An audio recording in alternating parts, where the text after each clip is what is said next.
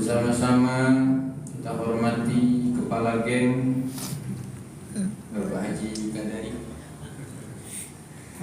Kita doakan semoga beliau senantiasa diberikan kesehatan, panjangkan umurnya, lancarkan semua usahanya oleh Allah Subhanahu wa taala. Saya hormati Al-Mukarram Bapak Haji Dedi serta para asatidzah, para hujaj, para tokoh masyarakat, yang terkhusus para dhuyufur rahman, calon-calon tamu Allah Subhanahu wa taala. Semoga kita semua yang hadir, yang duduk di majelis yang mulia ini, Allah berikan kepada kita umur yang berkah, Amin. rezeki yang berlimpah-limpah, istrinya tambah sayang maksudnya, bukan tambah jumlah. Semoga Allah izinkan kita yang hadir pada kesempatan siang yang mulia ini untuk bisa berangkat ke Makkah Al-Mukarramah. Allah izinkan kita untuk bisa berziarah ke makam Rasulullah Sallallahu alaihi wasallam. dan semoga Allah Subhanahu wa taala jadikan kita umat Islam yang istiqomah dalam beribadah, dan semoga Allah kelak wafatkan kita dalam keadaan husnul khatimah. Bapak Ibu hadirin dan hadirat yang dimuliakan Allah, satu kehormatan bagi saya di siang yang mulia ini, saya diundang di tempat yang mulia ini dalam rangka walimatus safar masal. Ini walimatus safar masal. Biasanya adanya khitanan masal, ini walimatus safar masal. Insyaallah dengan dilaksanakannya walimatus safar, walimah itu artinya pesta, walimah itu artinya makan-makan. Jadi insya Allah nanti harus ini makan. Jadi kalau ada walimah kok nggak ada makan itu aneh. Karena walimah sendiri namanya artinya apa? Makan-makan. Jadi walimatus safar dimakan-makan sebelum berangkat apa? Berangkat safar, sebelum berangkat bepergian. Kita berdoa kepada Allah Subhanahu wa taala, Allahumma rizukna umratan maqbulatan wa sa'yan mashkura wa dzamban maghfura. Amin ya rabbal alamin. Bapak Ibu hadirin dan hadirat yang dimuliakan oleh Allah, berbicara tentang haji dan umroh, tidak semua orang itu bisa berangkat haji atau umroh, tidak semua. Patokan orang bisa berangkat umroh itu bukan duit. Banyak orang punya duit tapi susah diajak haji dan umroh. Betul Pak Jikadari? Betul. Siapa yang bisa berangkat haji dan umroh, bisa berangkat ke Makkah dan ke Madinah, hanyalah orang-orang yang dipanggil oleh Allah Subhanahu wa taala.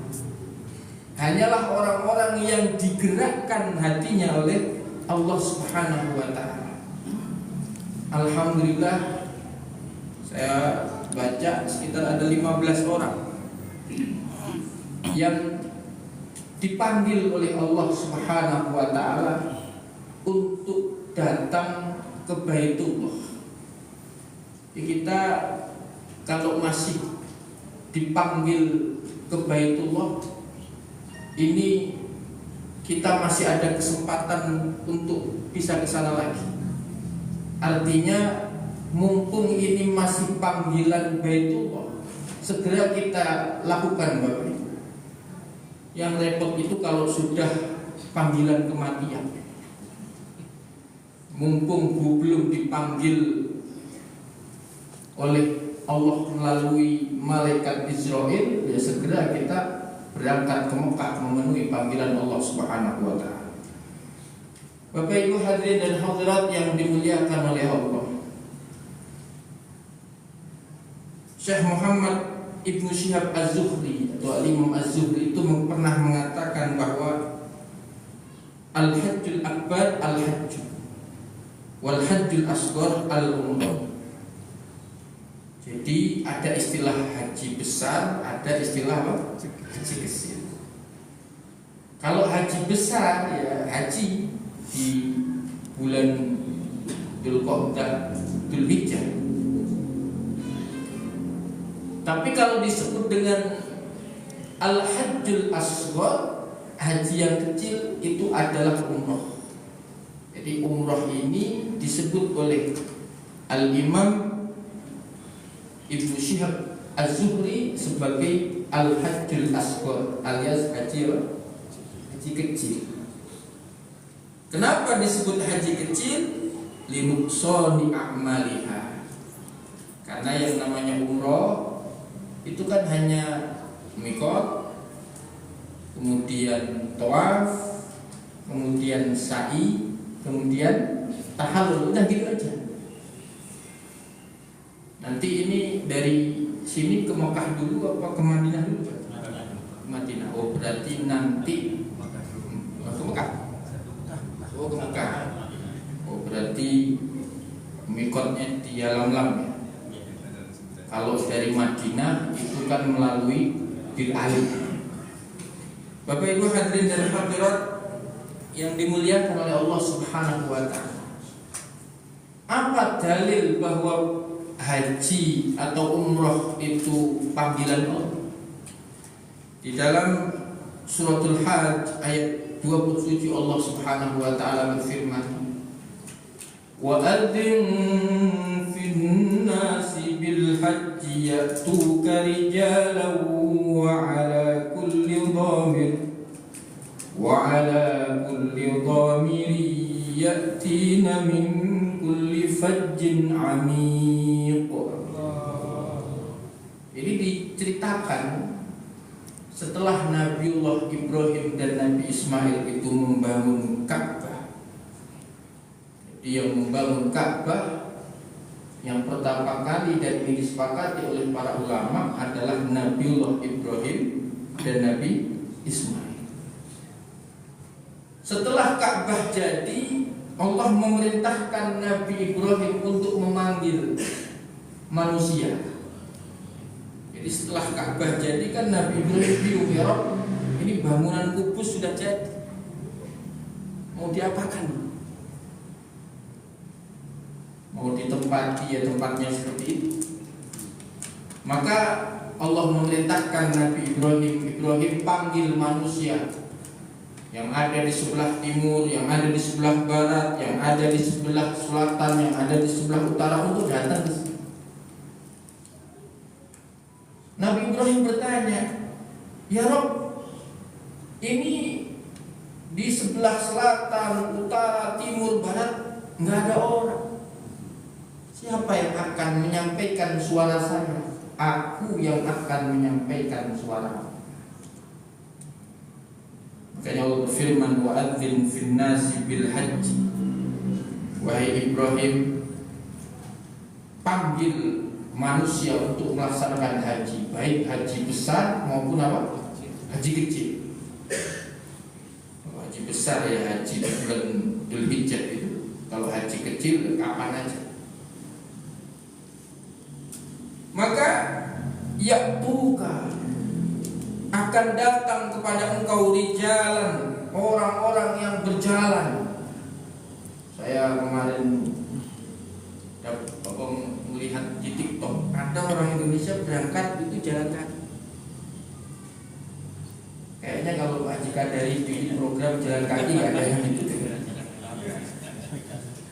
Ini jalan kaki, kalau naik sepeda ada, ini jalan kaki. Sudah sampai Malaysia. Ya, sudah sampai Malaysia. Ada yang mau berangkat? Itu gratis lah, ya? 20,5 juta gratis. Dan itu benar firman Allah itu akan datang kepada engkau orang-orang dengan keadaan apa? Jalan kaki. Kalau jalan kaki dari Yaman ya memang sampingnya. Oke. Kalau jalan kakinya dari Madinah, dari Syam masih dekat. Ini dari Indonesia. Berapa kilo Pak Indonesia ke Mekah? Ada yang pernah itu? 10.000. Luar biasa. Dan ini menunjukkan benar apa yang Allah firmankan. Qul shadaqallah, katakan Allah itu maha benar. Yang Allah firmankan kepada Nabi Ibrahim bahwa setelah kau panggil manusia yang ada di seluruh penjuru itu, maka mereka akan datang kepadamu dalam keadaan berjalan. Benar, ternyata ada orang-orang Islam yang datang ke Mekah dengan keadaan apa? Berjalan. Bukan hanya dari wilayah-wilayah yang dekat dengan Mekah, sampai orang dari Indonesia jalan ke sana. Wala kulli dhamirin, bahkan ada yang naik unta yang kurus. Ini biasanya modalnya sedikit, yang harga ekonomis.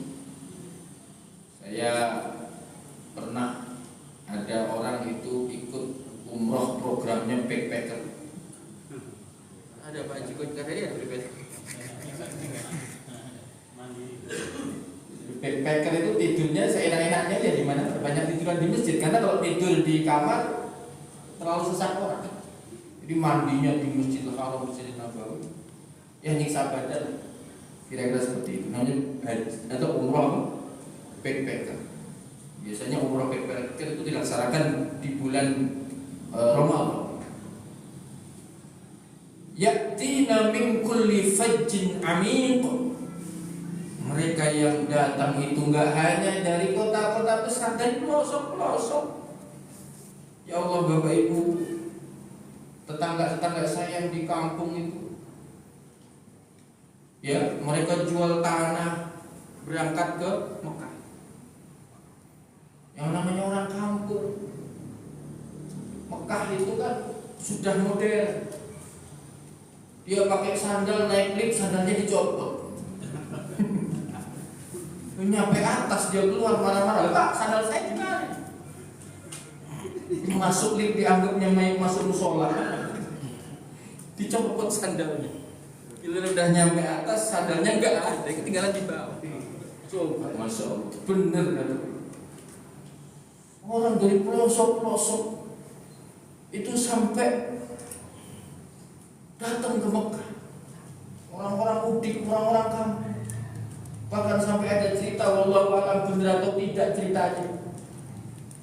Ada orang Madura naik pesawat ke Mekah, salah bangku. Di yang punya bangku itu protes, Pak, ini bukan bangku bapak di sana. Biasanya dia nakal, kan naik mana-mana aja. Nggak mau loh, bangku bebas Pak. Kalau bapak nggak mau ya di situ kosong, situ kosong. Akhirnya yang punya bangku, karena itu kelas bisnis, jadi dia Madura ini bangkunya apa? Ekonomi. Ini cerita Pak ya, jangan tersinggung. Ini cuma cerita. Akhirnya ngomong ke pramugari, Mbak, tolong itu dinasehati atau dikasih tahu itu bukan bangkunya, itu bangku saya, bangku dia di sini. Ya, yang pinter-pinternya pramugari atau pramugara, Bapak turun di mana? Saya turun di Mekah. Loh, kalau bangku ini bukan jurusan Mekah ini. Loh ya jurusan Mekah mana? Yang itu makanya dia pindah. Saking mudiknya. Dan ini benar firman Allah, di mana Allah Subhanahu wa taala berfirman, ya'tina min kulli fajjin. Mereka datang sampai dari pelosok-pelosok. Luar biasa. Kalau Mekah zaman dulu ya mungkin sama kondisinya dengan kita. Kalau sekarang luar biasa, semuanya serba modern. Bapak Ibu hadirin dan hadirat yang dimuliakan oleh Allah Subhanahu wa taala. Makanya karena haji dan umrah ini adalah panggilan Allah, Mereka yang berangkat haji dan umrah itu adalah para tamunya Allah. Nabi Muhammad SAW pernah bersabda, "Wafdullahi salasatun." Tamunya Allah itu ada 3. Pertama, al-ghazi, orang yang berangkat perang. Yang kedua, wal haju, orang yang berangkat haji. Yang ketiga, wal mu'tamaru, orang yang berangkat ibadah apa? Umrah. Jadi orang yang haji dan umrah ini tamunya namanya tamu. Kalau kita kedatangan tamu, apalagi tamu ini tamu yang kita harapkan, yang kita undang, otomatis kita apain, Pak? Kita jamu. Kalau ada orang yang mengganggu tamu ini, lawan kita. Itulah yang terjadi pada orang yang haji dan umrah, karena mereka tamunya Allah, Allah jamu mereka, Allah lindungi mereka. Makanya sangat sesuatu yang normal, sesuatu yang layak kalau orang berangkat umrah, berangkat haji, kemudian ada keharuan dalam apa? Dirinya.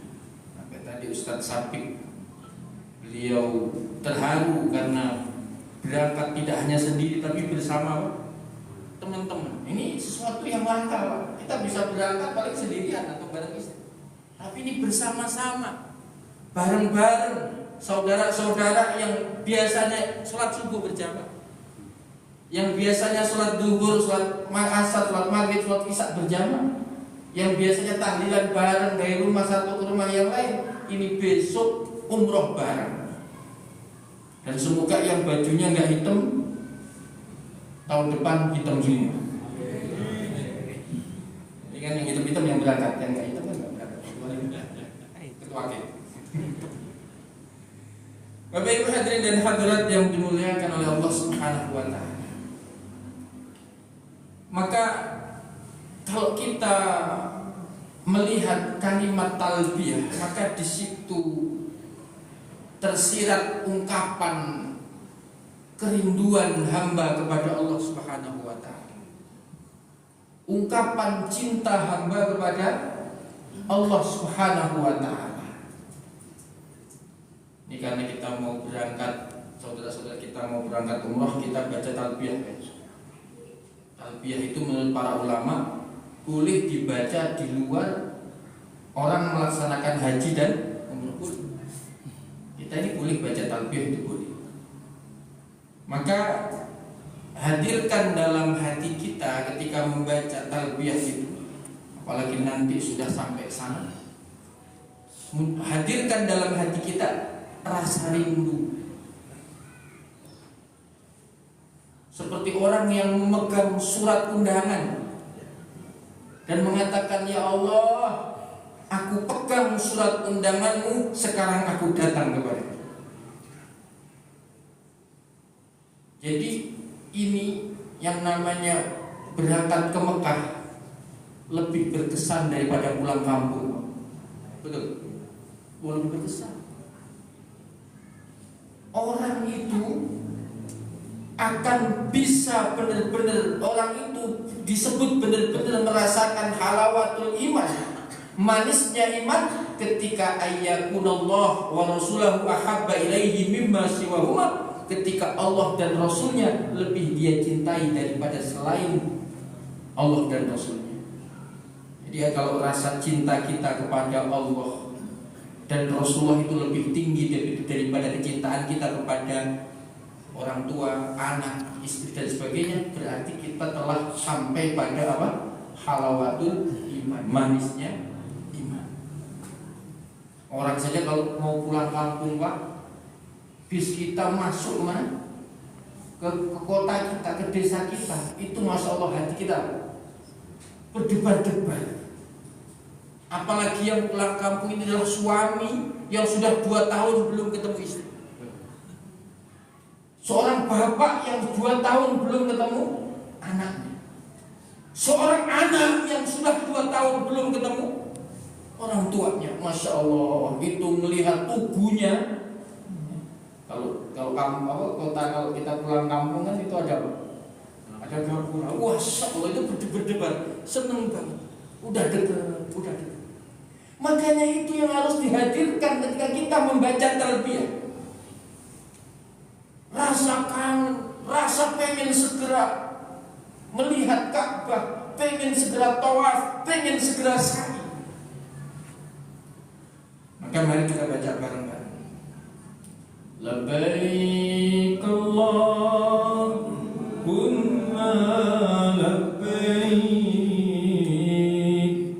labbaik la syarika lak labbaik, innal hamda wan ni'mata lak wal mulka la syarika lak, innal hamda wan ni'mata lak wal mulka syarika lak. Pergi haji ke tanah suci, memenuhi panggilan ilahi, bersihkan diri, sucikan hati, menghadap Allah Rabbul Izzati.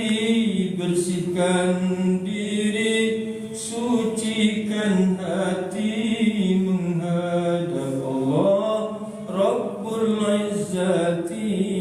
Labbaik Allahumma labbaik, labbaik la syarika lak labbaik, innal hamda wan ni'mata lak wal mulka la syarika lak, innal hamda wan ni'mata lak wal mulka la syarika lak. Pergi haji ke tanah suci, menjalani niat yang murni, wajahnya berseri-seri, penuh rahmat dari Ilahi. Semoga Tuhan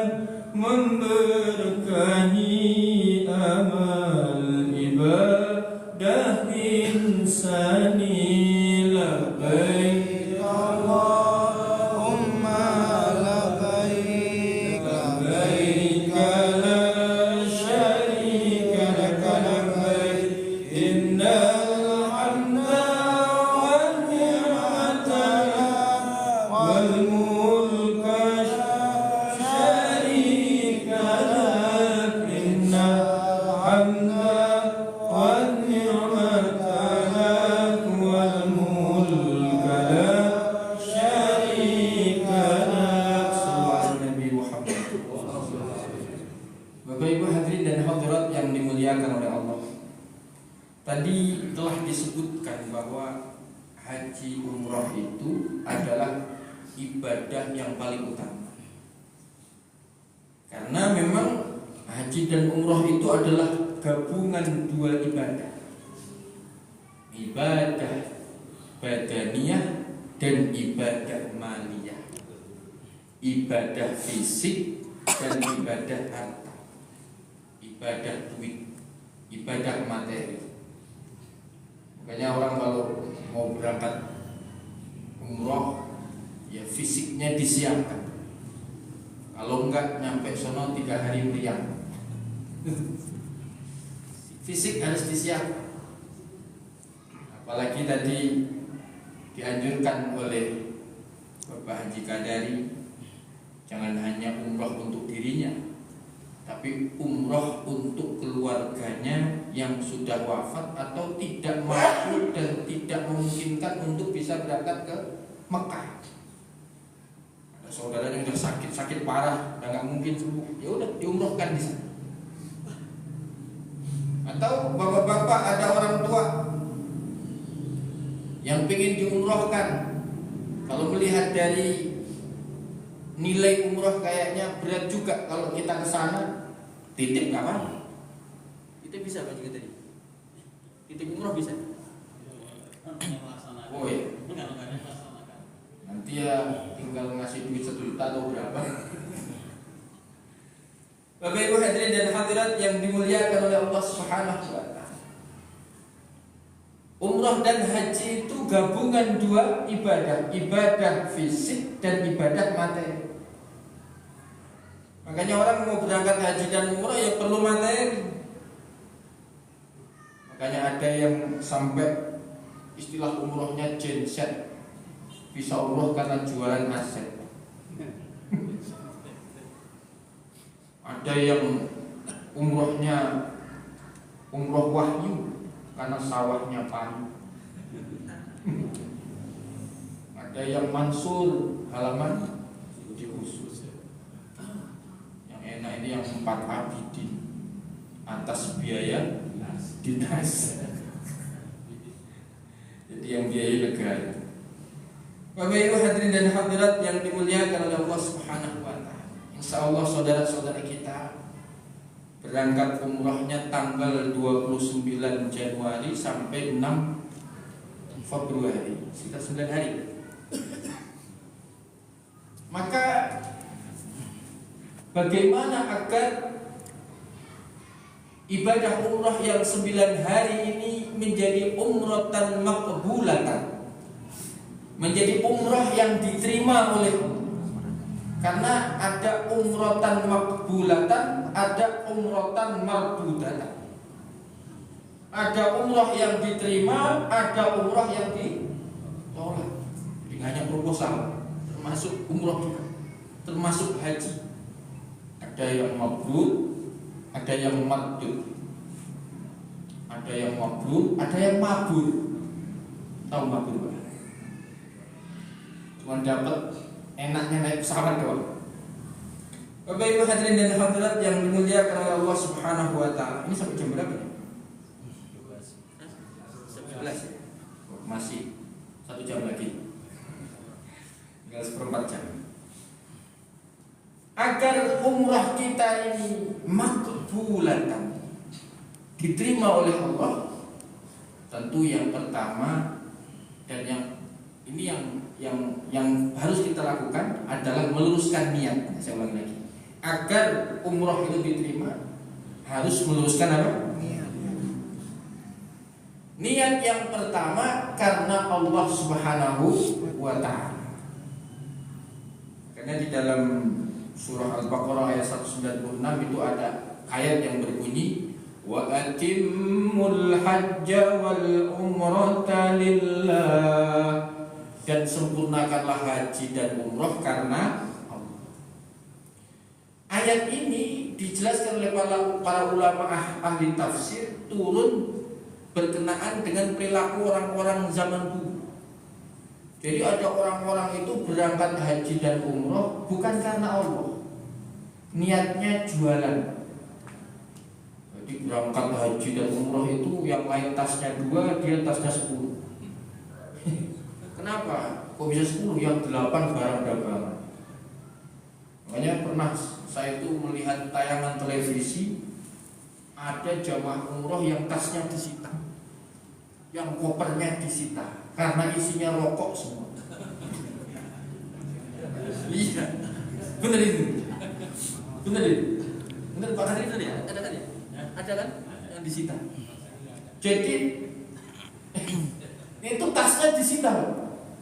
Setelah kenapa disita? Karena isinya rokok. Ditanya kenapa bawa rokok setas ini Pak? Katanya di sono rokok harganya 10 kali lipat. Jadi dia modal di sini 20.000, di sana bisa dijual berapa? 200.000. Udah coba. Kalau dia 1 bungkus untung berapa itu? 100.000 aja. Dikali berapa itu? Satu wadah itu berapa? Saya nggak merokok, saya nggak tahu. Dikali 100 aja, udah berapa itu? 10 juta untung. Jadi niatnya ke sana jualan apa? Jualan rokok. Saya punya teman itu berangkat umroh satu tas isinya itu sarung BHS. Ngapain bawa sarung sebanyak itu? Di Solo jualan sarung. Jadi kalau umroh sambil jualan oke. Tapi kalau umroh niatnya jualan, nah ini yang tidak ada pahalanya di sisi Allah Subhanahu wa ta'ala. Yang aman ya udah nggak usah jualan. Tapi nggak ada ya besok yang bawa rokok satu. Nggak ada. Besok diperiksa. Bisa. Besok akan dari periksa ini. Jangan sampai ada yang bawa rokok satu tas. Banyak gimana? Loh ada yang lebih ekstrim lagi bawa cengkol. Dia bawa cengkol. Ditanya kenapa kok bawa cengkol? Di sana nggak ada cengkol. Kalau saya jualan cengkol laris di sana. Makanya Allah tegaskan wa atimul hajja wal umrata lillah, sempurnakan haji dan umrah itu karena Allah, bukan karena apalagi karena dagangan. Wah ada Pak, orang itu yang pengen berangkat umrah karena di sana itu banyak cewek-cewek cakep. Ada. Gak ada tapi di sini Pak ya, niatnya kayak gitu. Ya benar Pak, Masya Allah. Kalau di sana itu tanya aja Pak jika dari yang bolak-balik di sana. Itu kalau ketemu perempuan-perempuan Turki, Masya Allah cakep-cakep Pak. Ya benar. Ya, itu bisa lupa dengan istrinya yang di samping itu. Lah kan orang kalau tawaf itu kan kalau pakai pakaian ihram kan perempuan kan nggak pakai bercadar.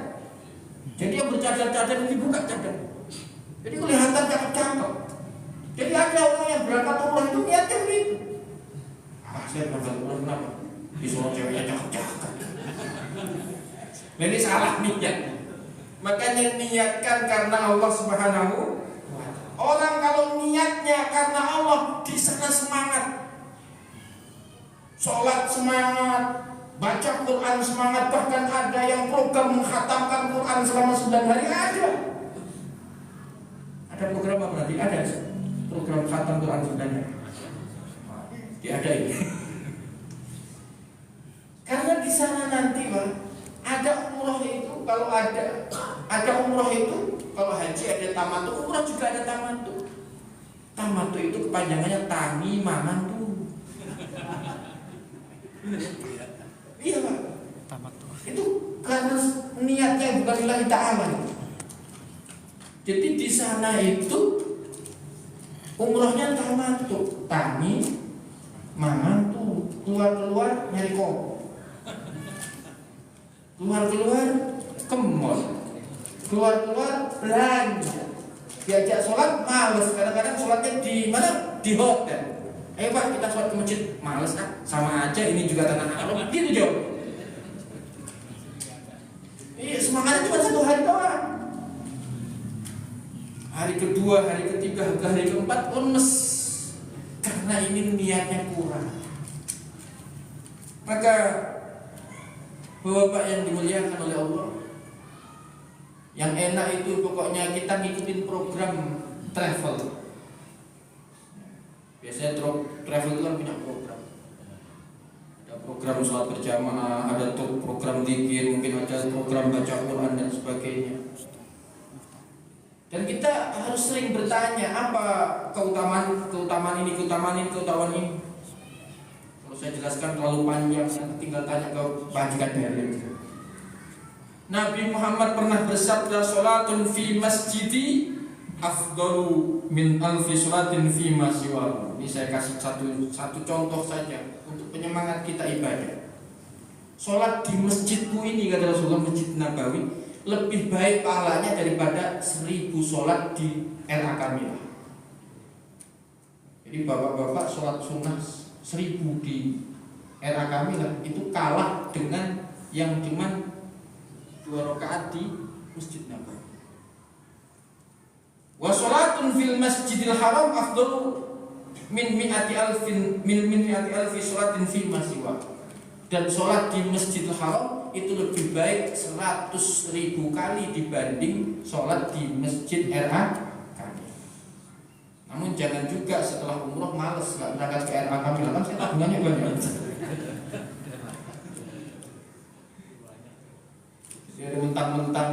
baru ke Mekah nggak mau ke masjid era kami lah. Kenapa ya? Cuma satu, makanya saya di sana udah berapa rakaat, berapa ribu. Bapak Ibu hadirin dan hadirat yang dimuliakan oleh Allah. Yang kedua, niatkan untuk menghapus dosa. Nabi Muhammad pernah bersabda, al-umratu ilal umrati kafaratun lima bainahum. Satu umroh kepada umroh berikutnya itu adalah penghapus dosa di antara keduanya.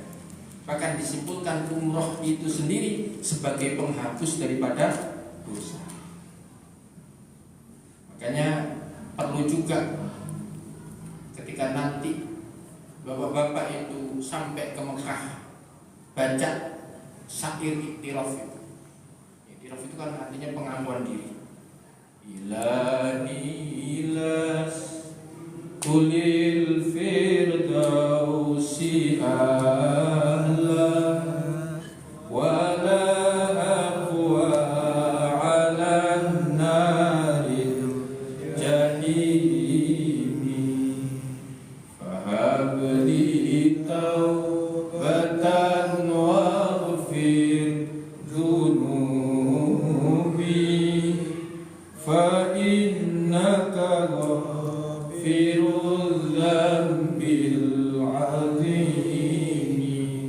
jadi orang yang berangkat ke Mekah Madinah, berangkat umroh, itu harus merasa dirinya kotor.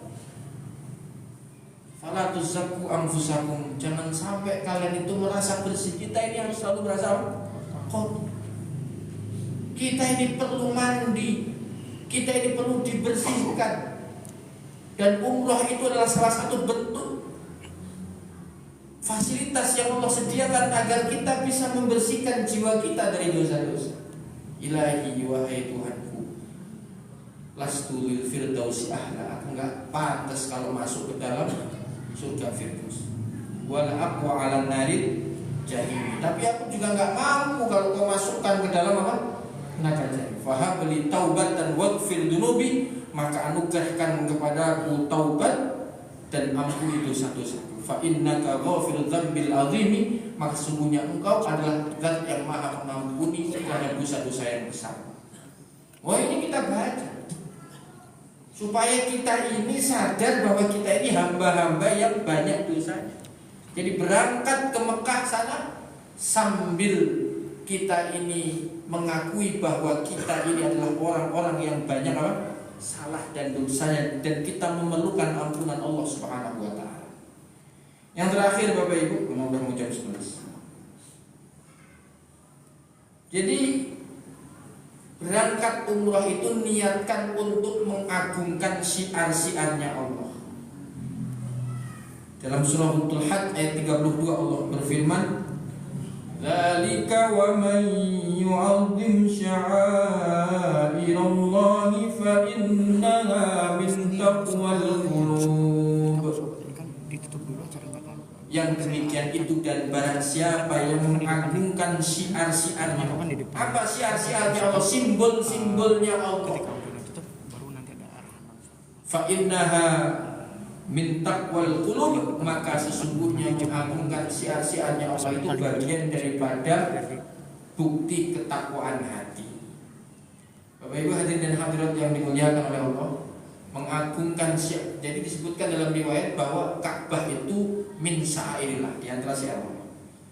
Innas Safa wal Marwata min sya'airillah. Safa dan Marwah itu adalah di antara tanda-tanda kekuasaan Allah, di antara tanda-tanda syiar Allah, di antara tanda simbol Allah. Apalagi ya Masjidil Haram itu pun juga syiarnya Allah.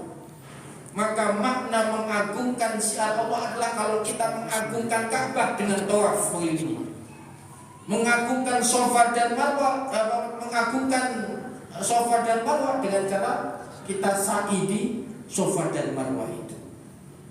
Bapak Ibu dan hadirat yang dimuliakan oleh Allah, nanti di Mekah Madinah itu Bapak-bapak, kita jangan hanya niat umroh.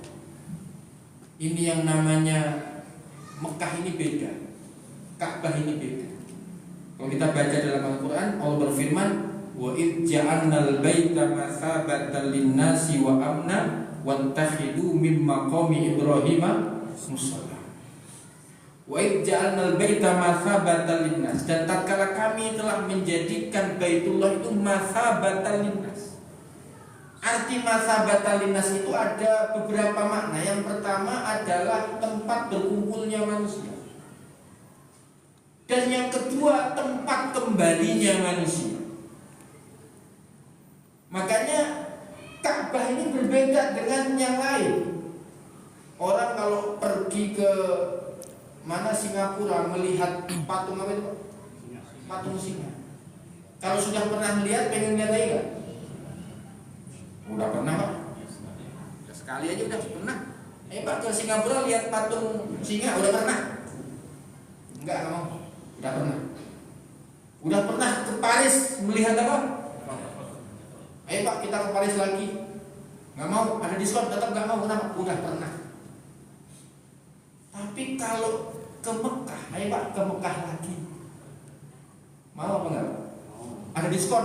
Wah, lebih mau lagi. Harga setengah, wah apa lagi? Setengah nyicil lagi, wah apa lagi? Makanya boleh gratis, abidin namanya.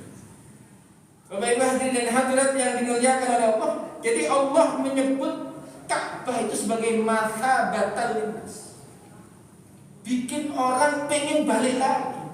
Makanya saya yakin bapak-bapak yang jumlahnya 15 ini, ketika nanti selesai umrah tahun 2025, itu 2026 pengen balik lagi.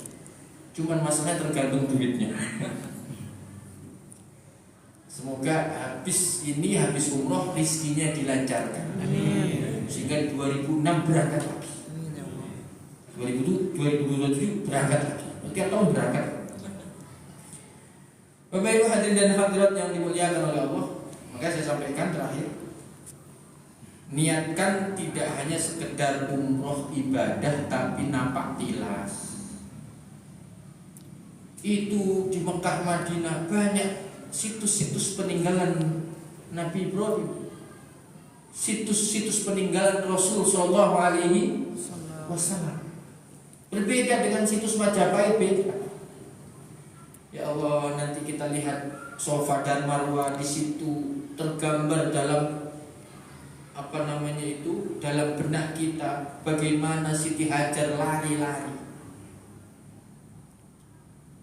Dan karena memang Siti Hajar itu bertakwa kepada Allah, kan Siti Hajar itu ditaruh di tempat yang apa? Kering kerontang.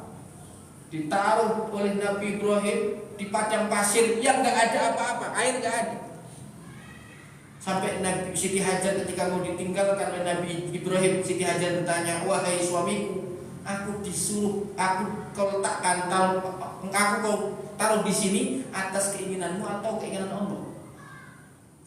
Nabi Ibrahim, keinginan Allah, bukan keinginan. Siapa sih suami yang mau meninggalkan istri di tempat yang sepi seperti itu? Apa kata Siti Hajar? Kalau ini memang keinginan Allah, segera engkau pergi tinggalkan aku, karena aku yakin Allah yang akan merawat. Dan benar sebagaimana yang Allah firmankan dalam Al-Quran, wa may yattaqillaha yaj'al lahu makhraja wa yarzuqhu min haitsu la yahtasib. Siapa yang bertakwa kepada Allah, Allah akan berikan kepadanya jalan keluar, dan Allah kasih dia jalan rezeki dari jalan yang tidak disangka-sangka. Jadi kalau mau tahu buktinya ayat ini, lihatlah Safa dan Marwah. Lihatlah Safa dan Marwah. Itu baru satu tempat. Kalau ngomongin tempat-tempat yang lain, waktunya nggak ada. Nanti silahkan tanya kepada mutawif pembimbing. Intinya bapak-bapak yang nanti berangkat umroh, kalau bisa umroh ini sambil sekolah, sambil belajar. Di sana ada Badar, di sana ada Uhud, di sana ada Masjid Nabawi, di sana ada makam Rasulullah, di sana ada Baqi, dan semua itu menyimpan cerita-cerita yang luar biasa. Semoga saudara-saudara kita yang berangkat umroh diberikan kelancaran oleh Allah Subhanahu wa taala, dan pulang umrohnya makbulah diterima oleh Allah Subhanahu أعوذ بالله من الشيطان الرجيم. بسم الله الرحمن الرحيم. الحمد لله رب العالمين حمد الشاكرين حمدا حميدا حمدا يوافي نعمه ويكافئ مزيدا. يا ربنا لك الحمد ولك الشكر كما ينبغي لجلالك الكريم وعظيم سلطانك. اللهم صل وسلم وبارك على سيدنا محمد وعلى آله وصحبه أجمعين. اللهم ارزقنا عمرة مقبولة وسعيا مشكورا وذنبا مغفورا.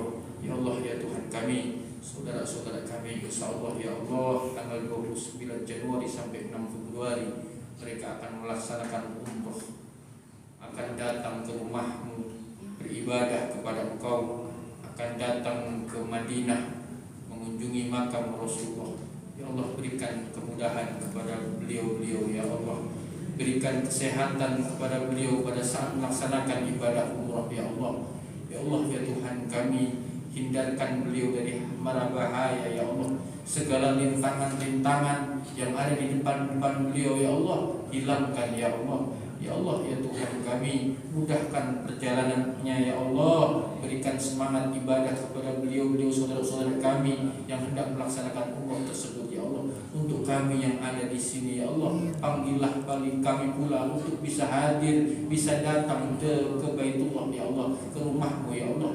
Ya Allah, ya Tuhan kami, kepada Engkau kami meminta dan kepada Engkau kami mohon. Rabbana taqabbal minna innaka antas samiul alim. Tub 'alaina ya maulana innaka antat tawwabur rahim. Wahdina wa waffiqna ila haqqi wa ila siratal mustaqim. Rabbana atina fid dunya hasanah wa fil akhirati hasanah wa qina adzabannar. Adkhilna al-jannata ma'al abrar ya aziz ya ghaffar ya rabbal alamin. Subhana rabbika rabbil izzati amma yasifun. Assalamu alal mursalin walhamdulillahi rabbil alamin. Demikian, kurang lebihnya mohon maaf. Wabillahi taufiq wal hidayah. Wal hidayah. Assalamualaikum warahmatullahi wabarakatuh. Waalaikumsalam warahmatullahi wabarakatuh. Jazakallahu khairan atas tausiah yang penuh hikmah. Semoga ilmu yang disampaikan bermanfaat dan menjadi bekal kita dalam perjalanan kehidupan. Amin amin ya rabbal alamin. Sebagai ungkapan rasa syukur dan kebersamaan, mari kita bersama-sama melakukan musafahah, saling bermaaf-maafan, memberi dukungan serta doa kepada jemaah yang akan berangkat umroh, sekaligus untuk agenda Walimatus Safar Umroh Jamaah RA Kamilah 2025 dan sebagai